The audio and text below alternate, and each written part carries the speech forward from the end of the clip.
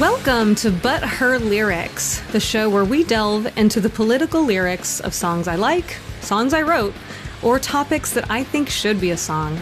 I'm Shauna Potter, singer and lyricist for War on Women, and your host. I'm thinking this is an episode about a subject that I think should be a song, and likely already is, and I probably wrote it already. Life update. I recently built and published a Safer Spaces online course based on my training program and my book, Making Spaces Safer. It's now up on my website, and I thought, why not feature the musician and founder of Scranton Girls Rock that helped me build it, Natalie Jurosky. So that's coming up soon. If you're a member of my Patreon, stay tuned for an upcoming bonus episode made just for you, where we dig into her starting the Scranton Girls Rock organization, why she started it, how's it going, unique challenges.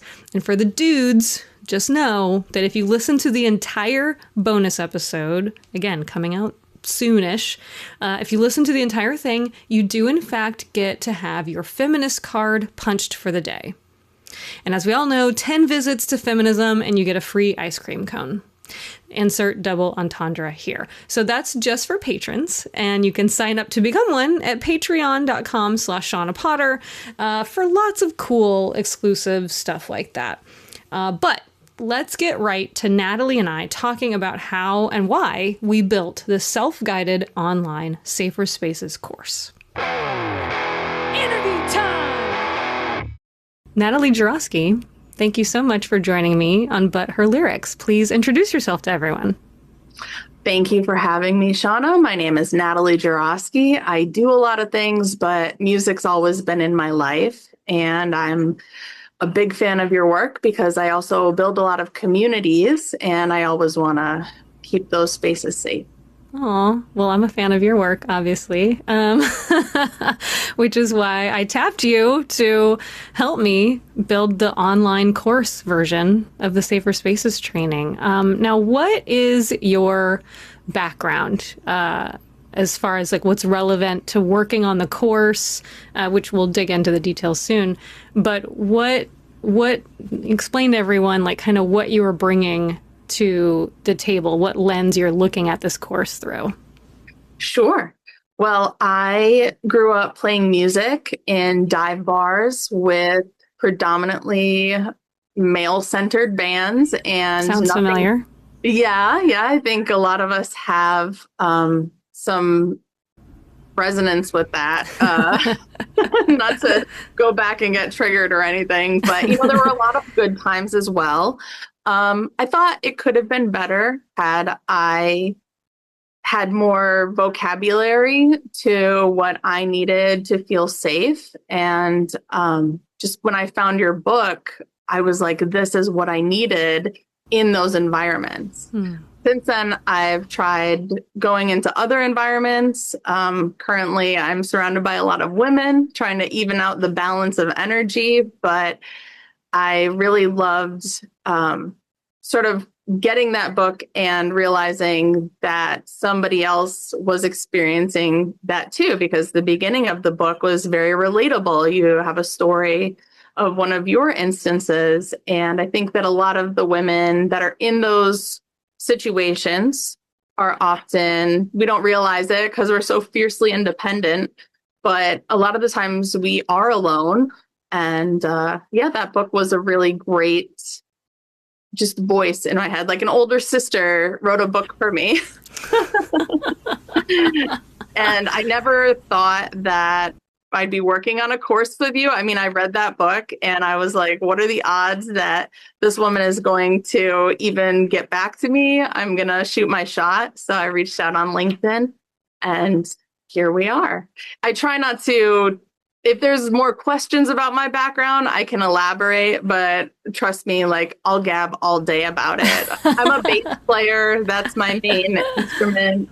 And I truly love sound. I love my ears. I love, I like to ask people, if you we're told, hey, you can only keep like one of your senses out of all the senses that you have. What would it be? And I find a lot of people do say their eyes because we think that they're so important. Yeah. But like, I often think, what would happen if we focused on our ears as much as we focus on our eyes? And the listening part is not just in music, it's in what people are saying, because that's music too, our words, the frequencies. So my life has just been like a culmination of studying all of those things. I felt a little suffocated in my small town of Scranton, PA, although shout out to it raising me very safely. You know, I had some room to take some risk. But I got out and I moved to Florida, where I started working at a university. And that was also a lot of guys there. And, you know, that book helped me throughout my career as well. Wow. So to this day, still doing the music. I'm teaching it more so. But it's really important to me to reach out to the women who are trying to be successful in music and try and open their mind to like what music can be, because I also think that we've sort of boxed it in and there's not a lot of innovation out there. So well, and that's for another course. Someone else can deal with that problem. But yeah, so we both have this, you know, musician backgrounds and love music, and often growing up we're like maybe the only woman in a space. Very, very normal experience back then. Less so now, I hope, but still not perfect. But I think the reason I wanted to collaborate with you is because you actually have experience like teaching classes and formatting, like learning. Like, tell me about that part of your background. Oh yeah. That's like really important to creating this online course.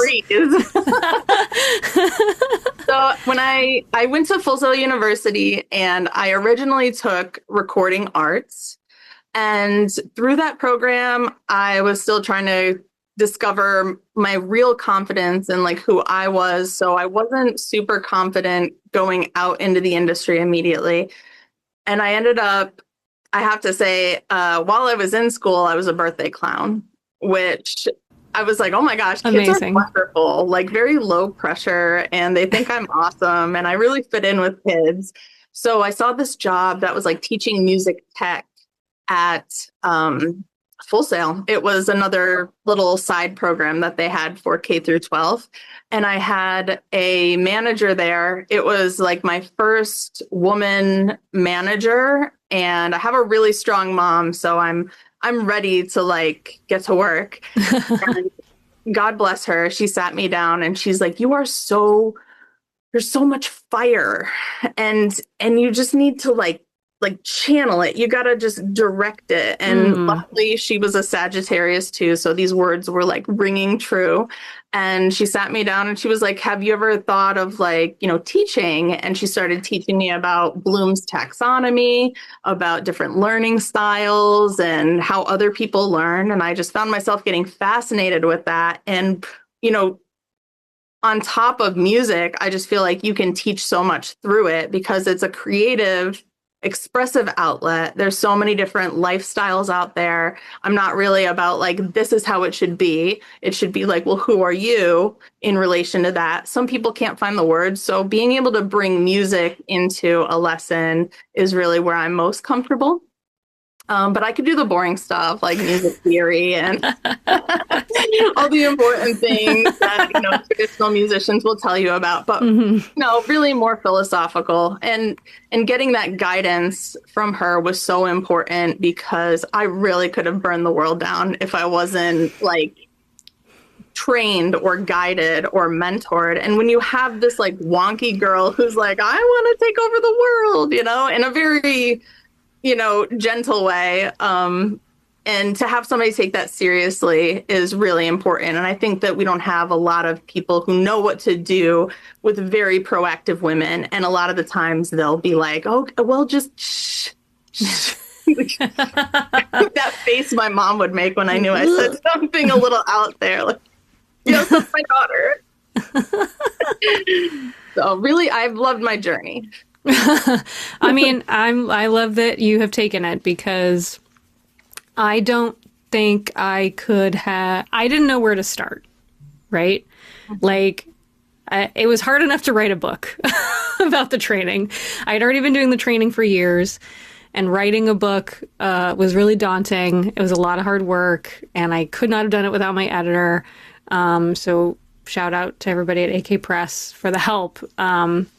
But it did feel like, in general, the content was there. It was just finding, what's most important. A book only has so much room. What's most important? What order do you put things in? But, and now that I'm saying it out loud, I guess that's kind of what you have to do to put that into an online course. But I still was like, I'm lost. Like, what do I do? What do we care about? What is the thing that's going to resonate? How do you make this interactive? If I'm not in the room with people, like, how do we get them engaged if that's what their learning style is? So how did you approach turning my book into an online course? What was important for you? What were those first steps to you? It was in my wheelhouse, first of all, because lucky me. Honestly, yeah, I needed this course when I was younger. So I knew that somebody like me, but also thinking somebody like me at a younger age who maybe, doesn't have time to sit and read a whole book, or just doesn't take all of the messages, just what's useful at the time, and sort of thinking of how it would blossom in somebody's mind as they went through it. And I really like how you agreed that we should keep it just sort of like short form, little segments, and it's truly not overwhelming. And I'm going to give you props to that, because I can get very over detailed sometimes. I'm like, maybe they want to know everything. Yeah. And you can't do that, because people will be overloaded and they won't remember any of it. Yeah. Also being triggered, thinking about how this class might affect somebody like me who was reading these words that they would relate to, knowing that they would be set back, but having a lot of confidence in you as the safe space intimacy coordinator who would be like, whoa, we have disclaimers in there. If you have to take a break, if you, need to seek therapy, you have great resources. So the approach was very selfish at first. I thought of myself a lot, but then I started thinking of one bar specifically. Can I name them? Because they love when I name drop them. Sure. Okay. The V Spot in Scranton. They have a manager named Vinny. He lets us have our Scranton Girls Rock shows there, anything we really want to do, because he's always telling me I want to bring a diverse group into the bar. I don't want to be like every other venue. He has line dancing. He has poetry night. He has benefits. And I started thinking, Vinny would really benefit from something like this. So I also want to think of it as like, I'm somebody who owns an establishment, and maybe a few little drama kicks go down, but I noticed that there were some gaps, as a manager, how do I train my people on this? How do I simplify it so it doesn't seem like I'm training them in a really boring way? Oh, I could have them take this class and they'll be briefed on how to just execute.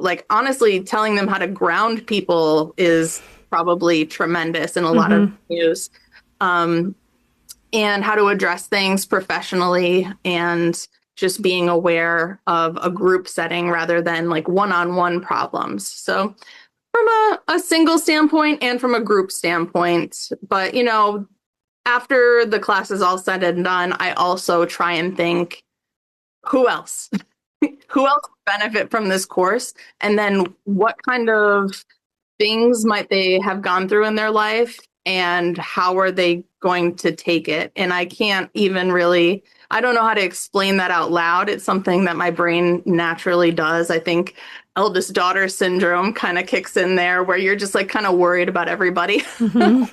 That's good though. And trying not to overthink that. But I I love my degree in instructional design. I'm so happy that I got my master's in it, but it was all very technical. And I'm really glad that as a person, I have like the humanity part in me where it's like, well, there's a lot of brains out there, like 8 billion. So let's make sure this is received by all, because really we want, like, even, I think of like a little 14-year-old who's trying to maybe start a club with their friends. Yes. Or just trying to get even their friend group on the same page. Like, it doesn't have to be an establishment or a business. It could be exactly just everyday things. Yeah. Like, yeah, groups, hobbyists, knitting groups, like bike ride, naked bike ride, like groups, whatever you want to do, whatever. Yeah, exactly. Communicate properly. Exactly. Whatever you want to do, there's a way to do it safely. Was there anything, because what prompted this was getting a grant from Music to Life, which I'm very grateful for. And going through their like musician changemaker program kind of helped me come up with this idea to turn the training into a self-guided online course. So do you remember, were there any like stipulations or like sticking points or barriers or things that I was like, well, we have to have this, and you're like, oh, okay, fine, and you had to work it out? Like, was there anything on my end that you were like not expecting, or positive or negative, whatever? Right. It's all really, being that I'm into learning, it's all a learning thing. So it's never like, well, Shauna was one of the, if you said something that was against my thoughts, I just assumed that, you're the client and you created this, you want it projected in a certain way, and you've been studying this like forever. I just picked up the book. I'm interested in the topic and I know how to organize these thoughts. Maybe there was one time where you said there were a couple pieces where you're like, I don't think we need to put that in the class. But I ended up agreeing. I'm like, well, yeah, but like, I want the whole class, Yeah. But it's not just about me. It's about what everybody wants and what's good for everybody. And you were right. It's much better to bite size. Maybe there's a course 2 coming out for people who want to further their education. And I think, it was the transformative justice. Oh my God. Yeah. Because it's its own course. That could be its own course. And I do not claim to be an expert in that. I'm just aware of it and have read a lot about it. But never really, well, I guess I did a couple facilitation, but I'm not an expert at it. But it's like, yeah, so we ended up, putting something kind of about it, that it exists, just kind of like in the book, here's a couple options and further reading for you to do your own research. But it really is its own subject, its own part of it.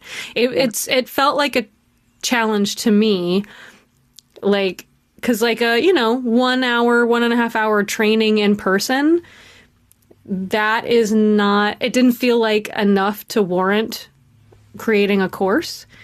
The book almost felt like too much, or would just go into too much detail sometimes, or too big of a description sometimes, because it's a book format. Mm-hmm. So this felt like finding something in between, but also that's different, that has a lot more places to lead you for like more research, more resources, more homework, self-reflection prompts, videos, like that. That's just a whole different beast. Yeah. But I do agree that was a really good call. And it makes more and more sense even as I continue to kind of ruminate on it, because if you're into it, you're into it, but if you're not into it and you just have to do this and take away some helpful things to make the environment better, then that's a different story. And I could see people taking the course, and if we had transformative justice as its own lesson and we elaborated on it, I actually brought transformative justice up to people after I read it in your book. Yeah. And they're so far away from that. They're like, oh, so like being fair to everybody? Absolutely not. Like revenge. And I'm like, oh, yeah, so right. Yeah, we're not quite there as a society yet. It's a very radical thing still. Um, so other than that, is there anything about how the final product ended up that's like drastically different, or like you did not envision it, like compared to your original vision when you first started working on the format? Like, is there something that you're like, oh, that's so cool that we did this, or anything stick out?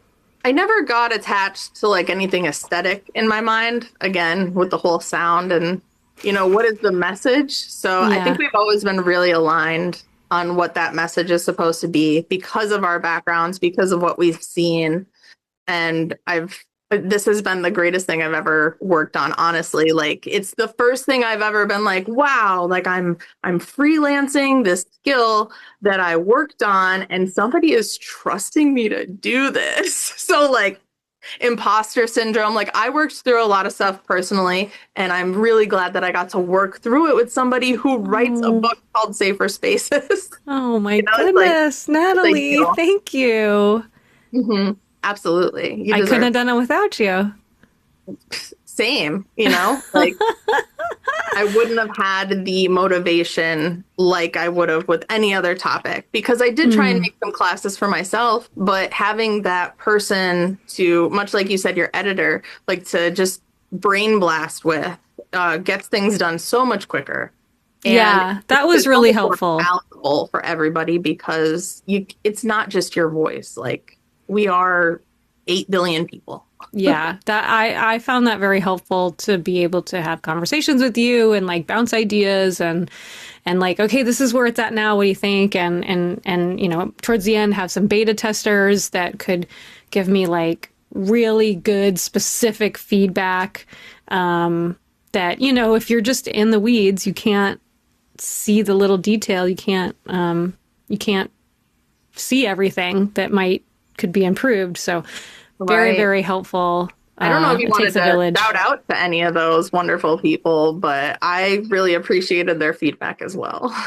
I do. I want to shout out Denisha and Aaron M. and Pate, my rock star beta tester, who went lesson by lesson giving me like amazing like grammar and like book editing kind of suggestions that I absolutely need, because I need an editor. So but shout out to the three of them and you, Natalie, like for taking the time, taking a look, and making it what it is. I'm really proud of it, and it's cool that it can now just kind of live. And hopefully people find it, but now it's time to actually start like marketing it or reaching out to people and saying, hey, this is available. Why don't you take this? So that's the next step. So anyone listening, if you want to know how to help, how to promote safer spaces, maybe you've read the book or taken a training, maybe you haven't, you can still really help by sharing this new online course with as many people as possible, with people in bands, with people that work in venues, people that run small businesses or work in small businesses, anyone that has like a group, hobby group, activist group, any place people gather.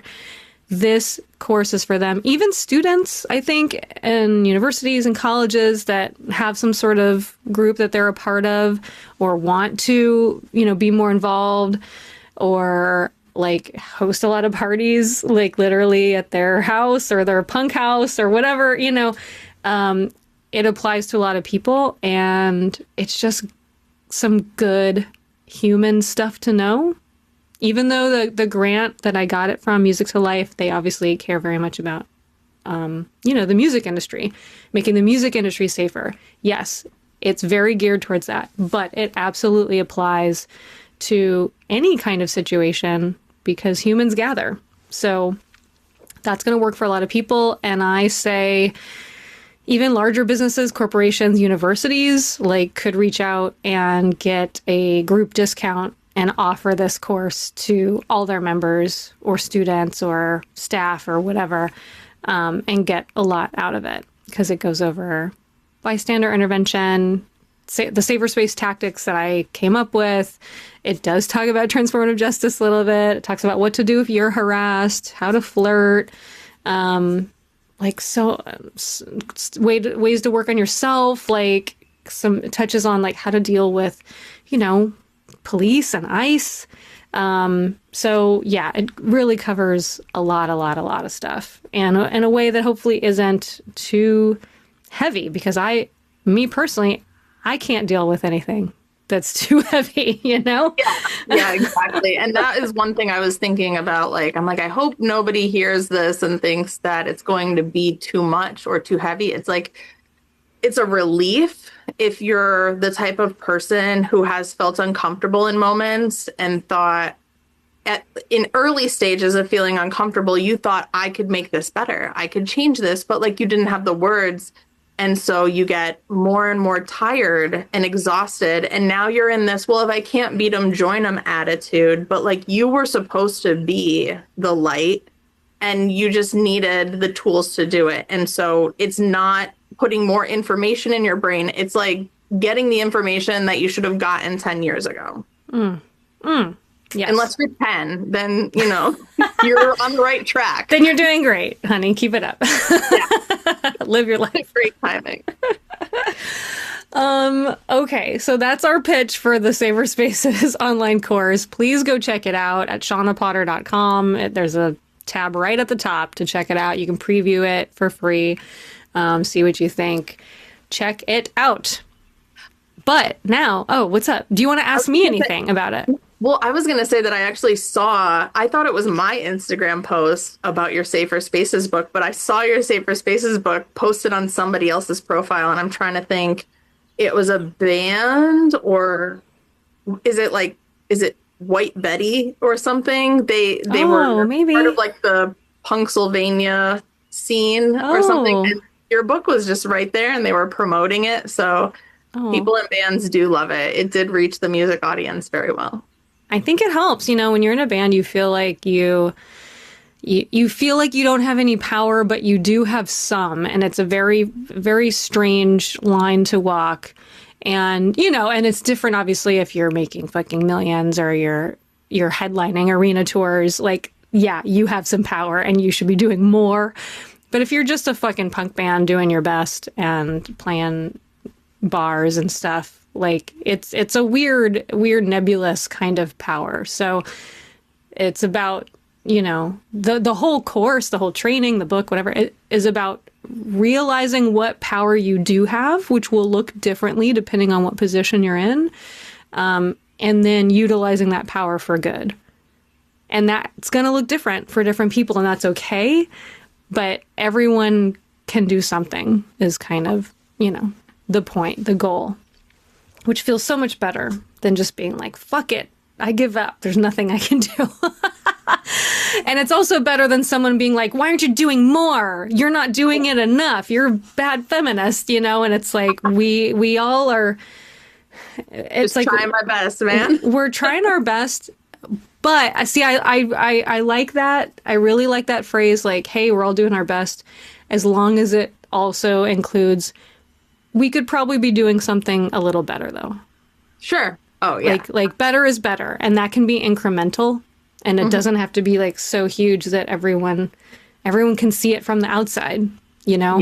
But little steps every day, a little better. That's totally fine. That's sustainable, Thank you, Natalie, for all your time, okay? Not just for this conversation today, but all your work on the Safer Spaces online course. You likely didn't hear us say a proper goodbye in the episode because you will be hearing it when I release a bonus episode all about her work with Scranton Girls Rock. But not if you're not a patron, so go sign up at patreon.com/ShawnaPotter to support me and my work and this podcast and hear and see cool bonus shit like that.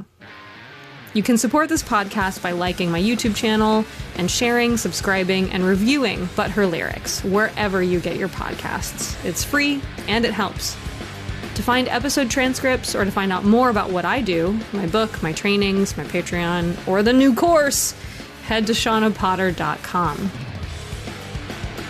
To learn about all things War on Women, head to our link tree, linktr.ee/waronwomen. You can also find me on Cameo, and I usually waste my time on Instagram, so I'll see you there.